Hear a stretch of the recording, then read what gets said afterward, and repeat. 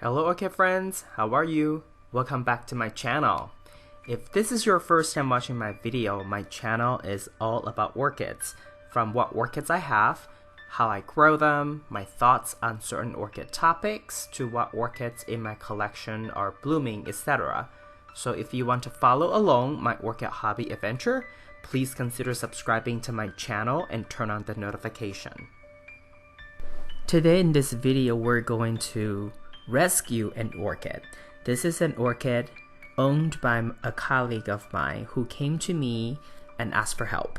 So this video is a step-by-step video to show you how I go about rescuing an orchid, how I go about on-pot and repot this orchid, and some of the things that I do with the flower spike, the roots, and how I decide what method I want to use to rescue this orchid. So right off the bat, this orchid was already out of bloom, and very quickly from the tip of the flower spike, it was dying back, right? And this is really typical of Phalaenopsis orchid, especially for the kinds that do not have sequential blooming capability. So usually when they're out of bloom, their flower are dropped, the flower spike would gradually die back.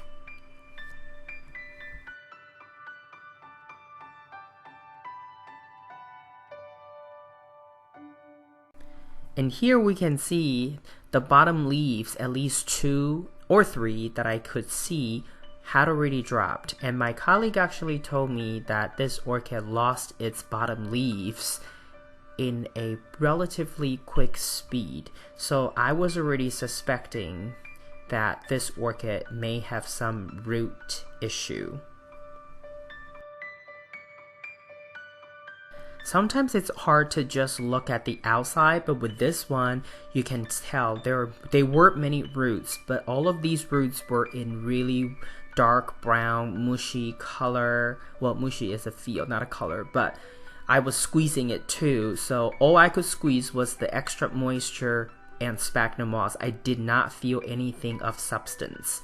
Luckily, this orchid still had that one long root right on top of the media that's in gray, silvery gray. That's a viable root. Everything else that I could see and touch, it was just really mushy and soft. So sure enough, after I took off the flimsy filmy cup, you can see lots of roots were already dead. And I could also smell a lot of, I think, just the moisture and mildew. So I quickly put on a glove because I wanted to make sure that I protect myself, because I don't know how long it has been rotting and how long it has been in such high moisture state. So I just wanted to be on the safe side. Otherwise, normally I don't really put on gloves. So the next step really is to remove the stake.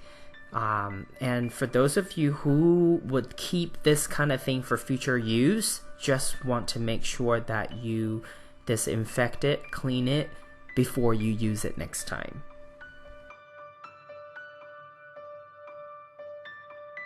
So now the next step really is to patiently remove the sphagnum moss. But because this orchid had very little viable roots inside the media, so it was actually easy for me to remove the moss quickly. It only took me maybe around 5 minutes, 5 to 10 minutes. It was quick. So I removed it. I used a container, obviously, to collect the moss. And you can see here lots of roots were dead. Some of the velaments were already missing. So you see that the actual root of orchid, right? That skinny white root inside the velament. So this is all we had, or this is what we had going on. Now, before trimming the roots, make sure you sterilize your cutting tool. So here I use a scissor, and I use hydrogen peroxide and alcohol. The alcohol I'm using right now is 70% and hydrogen peroxide is 3%. These are readily available at pharmacies, even supermarkets. Some people ask me if I need to dilute them in any way. I don't do it. I don't add water to these. I just use them straight out of the bottle from the store.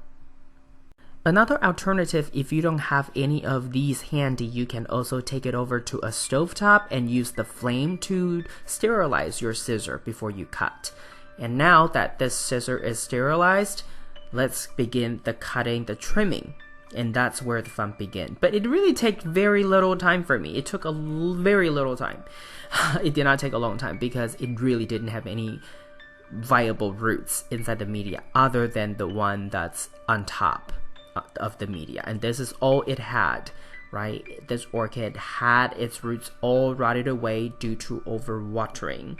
Now, this orchid was put under my faucet in the kitchen to have a shower because there were a lot of little pieces in between the stems and just old sphagnum moss pieces that I really want to make sure that I use the faucet to flush them away. This is the perfect opportunity to do it. And then after this step, you can then get hold of whatever paper towel or any kind of dry towel or even tissue that you have at home. Use that as the tool to remove excess water. And this is where I would then kind of leave it aside while I prepare other tools. For example, I may go back to my scissor, sterilize it one more time, or just rinse it quickly. And then I would maybe cut the flower spike. And here, this is just to show you, I had already cut off the flower spike. Usually I will cut it right above the first node or wherever, the brown and the green position is. And then I would then use cinnamon powder to cover up the cut because cinnamon powder is antiseptic. So that way it would help you prevent any kind of potential infection. This is not an absolutely required step, but I do it. But some people, they just leave it dry. Usually it's not a problem because it would form a scab and dry it up in a day. And here, beginning of June 2019, and this is what it looked like. And this is, so after I had prepared, dry it, and then cut the flower spike, now this is the step where I spray hydrogen peroxide and or alcohol. Sometimes I do both. Sometimes I only do hydrogen peroxide. I sprayed it down and then just let it sit for about 24 hours to allow it to disinfect and dry. And then the next day, after 24 hours, that's when I would start the next step. And the next step is to decide how I'm going to save this orchid. And in the beginning of this video, I wanted to share with you why I chose water culture for this orchid, because it only has one root. It's completely stressed out, and if I use any kind of media, even hydrocorn, definitely not sphagnum moss, because it would definitely hold too much water. But if you put too little moss, you end up having to water it every day, and that's not what I wanted to do. So, in my experience, this kind of orchid with such little amount of root, you really have to use a method that would allow you to quickly revive this orchid. And in my experience, that would be water culture. It may not be the long-term growing method for this orchid, but at least initially, that's the best way to revive this orchid.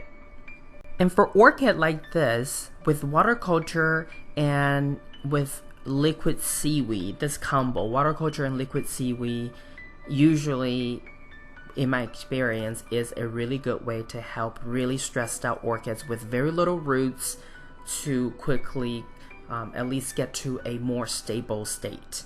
And the liquid seaweed that I use for this orchid this time is a 1-to-1 ratio. So 1 part liquid seaweed and 1 part water. And I also prepared a spray bottle because sometimes I just only sprayed it into the container. But for the most part, during the day, I will let this orchid soak in this 1-to-1 liquid seaweed solution for 8 hours or 10, depending on when I get home. But as soon as I get home, I will make sure I dump out the water so this orchid is just bare root to dry during the night, and then the next day I'll repeat the cycle. Typically it's gonna take about a month, and here is beginning of July 2019, and this is about 3 weeks after. Flower spike continue to die back a little bit, but not by much. But we have good news. It's been just under 3 weeks, but it had already start to grow out a leaf. But I can tell you that leaf is not gonna be a full size leaf, but it's a start, because this orchid, I can tell you, is very stressed, and even if it's growing new leaf, it's not gonna be the full size. But once it's growing new leaf, it shows signs of growing. Let's hope that this orchid will start to grow more roots, because more roots would mean that this orchid can better hydrate itself, and that's where the orchid will then, continue to grow more leaves and more roots, more leaves and more roots. So this is the rescue steps in a nutshell. I hope this video will help you in some way if you're new to this orchid hobby. This is all I have for you today. If you like this video, please give it a thumbs up. And if you would like to get more orchid related videos from my channel, please subscribe and turn on the notification. I want to wish you happy growing, and I will talk to you in my next video. Ciao!